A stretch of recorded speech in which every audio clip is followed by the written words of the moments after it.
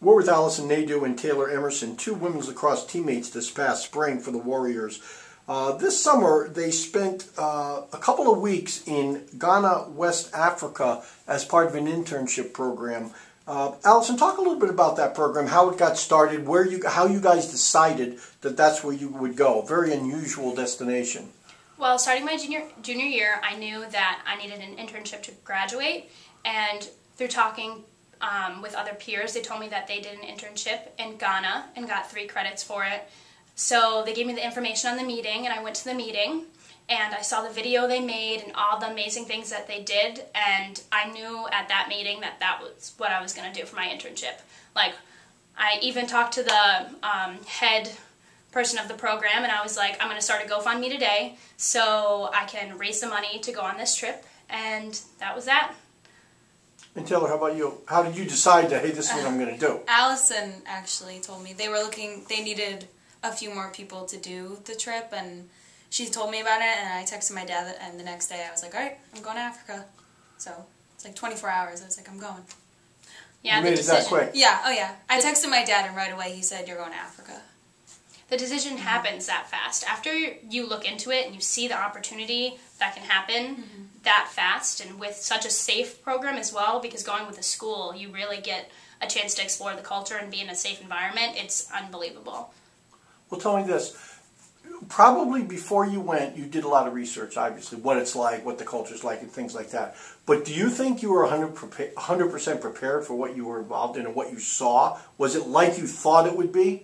It was exactly what I thought Was it was. Yeah, I mean, they actually say that they have more phones than people, which was, I think, the only thing that I wasn't aware of. But other than that, I didn't have any culture shock. It was exactly what I was expecting for Africa. It might be what you expect when you're actually there and you see it. Isn't it? What are a couple of the words that you would use to describe a trip like that? Like, in terms of, it must have been very emotional in certain instances. Oh, extremely emotional. Sensory overload. Yeah. In every aspect.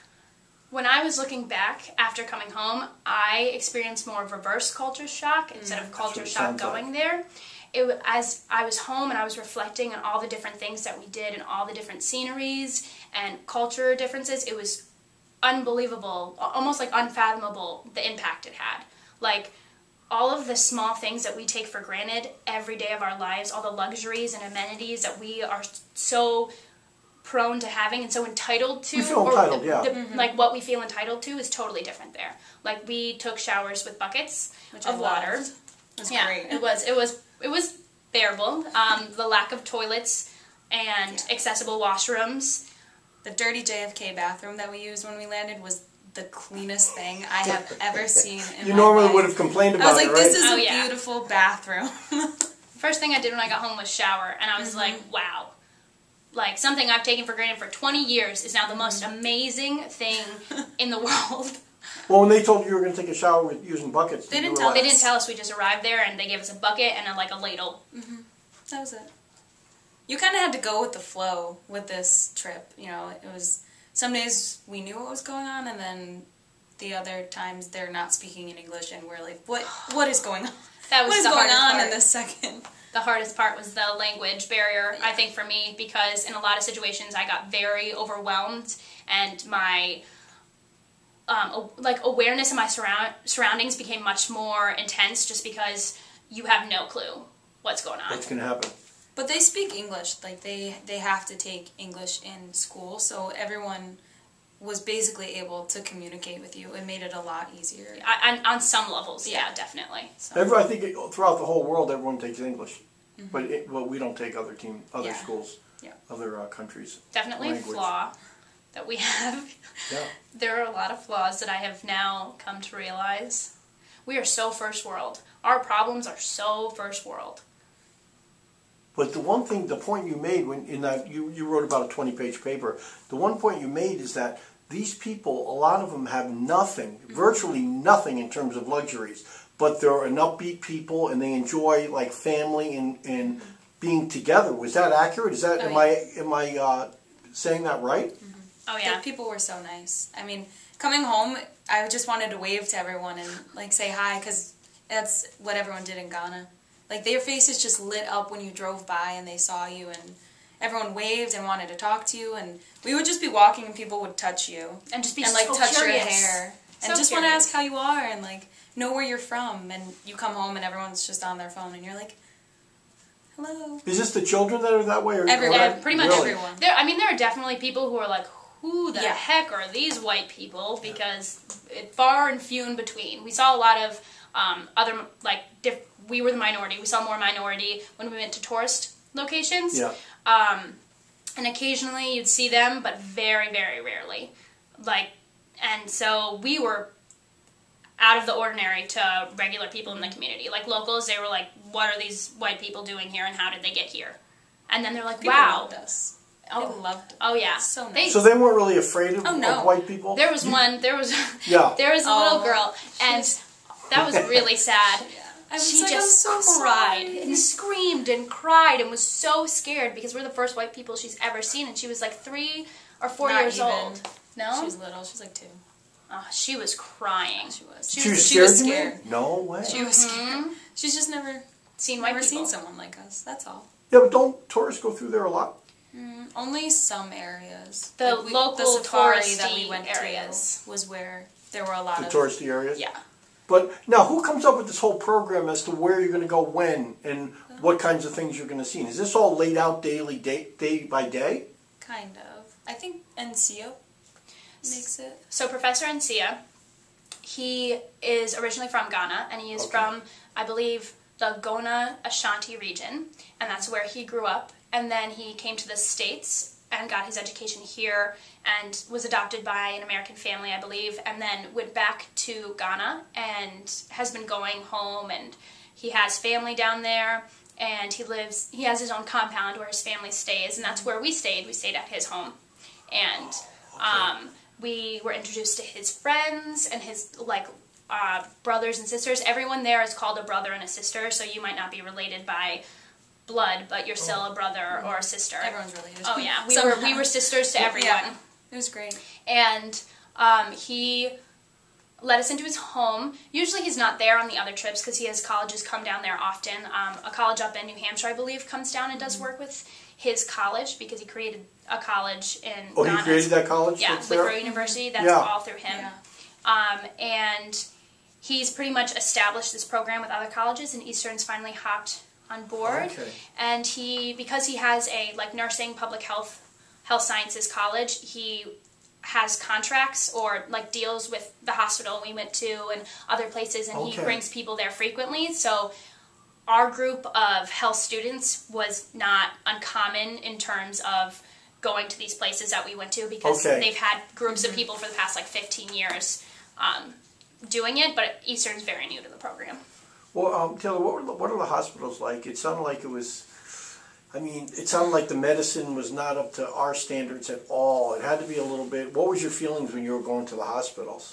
It was different. I work at the Wyndham Hospital, so going from every day walking through the emergency department to seeing their hospital there is very different. It's just older, and everything's rusty, and I definitely said while I was there that the nurses that I work with would probably have a heart attack seeing it. But I mean, they don't deal with any infection rates. That's what you had written. How is that possible? I think we over-sterilize a lot. Our immune systems aren't like theirs are. Like when they're born, they were actually saying a lot of the people have specific cuts depending on what tribe they're from. Oh, yeah. And if it's like a voodoo tribe, they put like dirt and stuff when you're a kid in the cut so that your immune system is used to it. So they're used to those kind of things, and we tend to over-sterilize everything. What about the orphanage? And you wrote that it was sort of the highlight of the trip in some way. It had to be heartbreaking in one sense, but it must have been very enjoyable in another sense. It was definitely the most emotional part for the trip for me. I am not big on, like, I love kids and they're cute and stuff, but I've never really felt like this intense emotional connection to anyone other than, like, my nephew and my niece, but that's family. And I was holding this little girl, and she was 2 months old, and I could feel the infection she had in her chest just from breathing. And at that moment, this overwhelming emotion, like, I couldn't even identify it at the time, it was a mix of like hopelessness and just wanting to do so many things to give this child a chance to get the proper health care it needs, to get the family and the love. And there's so many kids there that you can tell have some health issues or were really dirty or lacked just proper affection. They just wanted love. And that came shining through. Very sad. It was overwhelming is like the best thing I could do, because you have so many different emotions coming from so many different places, and all of these kids just want your love and attention, and there's so much you want to give that you just can't. Did you guys ever break down like when you were there? I cried on the van. Did you? Like we left and I was really? falling. I cried holding her. Yeah. It was just sad because this was like one of the nicer orphanages that's like around the area, and it really wasn't. It wasn't much, you know. The cribs were metal and rusty, and there's only a few people that you saw working there, and the kids would jump all over you because they just wanted to be held, and there was no law and order. Like kids were like hitting each other with like some kind of pole stick or something. We had to take it away. So we're like running around. We're like, you don't hit kids like that, and it was just kids were hitting each other. You mean? Oh or yeah, they were trying to play, and they were just grabbing onto our stuff, taking our hand sanitizer. Like, oh my gosh, what's this? But it was a very nice orphanage into other things that we've seen. So that was kind of on the upside. It made you be like, okay, so like these kids are getting something, and you could tell the woman who run the place loved the children. But I had asked about the adoption and how it works and how many kids tend to get adopted, and they said only one kid, if they're lucky, is adopted a year. Who's going to adopt them? Nobody has money or anything, right? No. They look for the kids' families for a really long time to try and like reunite them with any kind of relative, but a lot of the time they just don't find them. The two other things I want to talk about. One was the travel. It sounded pretty funny in a sense, but it sounded also very scary in terms of the conditions of the roads and the way people drive. Do you need a license over there? I don't know. You do. You do. I mean, it doesn't seem that way. It really didn't seem now talk about that. Wow, what you rode is like, wow. I didn't Stay mind off the road. Oh, you liked it? I was like, it's really not it's like that an bad. amusement park? Yeah. No, never again. I came home and I was like, thank you, American roads. I'm bored when I drive now. Like, there's no goats crossing the road. It is so scary. It is every time. I was like holding on to something like, we're going down. I was like, if this is how I go in Africa, like this. See, we are two You could see totally that. different breeds. You could see your light flash across your... Yeah. Right? Oh, yeah. Even when you're walking on the side of the road, they'll beep their horn, and if you don't move, you're dead. Like, that's what it is. It's like pedestrians don't have the right of way. Also, no one has a right of way. You cut in when you think you can get in, and you just let someone beep at you, and it doesn't matter. It's like New York City. It's worse. It is worse. We came close to a few accidents. Yeah, I can when we imagine. would be on a rotary, I mean, it was like this much distance. I would sit there and I'd Between cars? Yeah, cars would come and I'd be like, oh my god, we're gonna get hit. And people would come up to you mid-traffic with stuff on their heads. Oh yeah, and trying to sell you trying stuff. to sell you things, and they come right up into the window and stick their touch head you. in. They would just put their arms in and try and touch you, so you'd be like, windows closed. Also, but then it was hot. Yeah. One of my biggest complaints, though, is not even complaints, but just observations, is how much pollution they have there. That's Driving what it sounded like.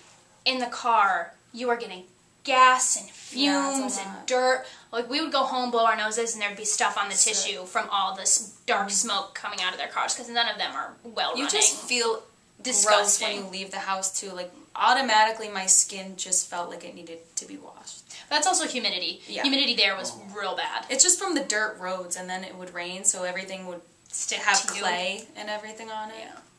And it sounded like the smell in some times was just horrendous. There was one point where I almost threw up. I can imagine. I was like, we have to move right now before my breakfast comes up. It's crazy. And you didn't?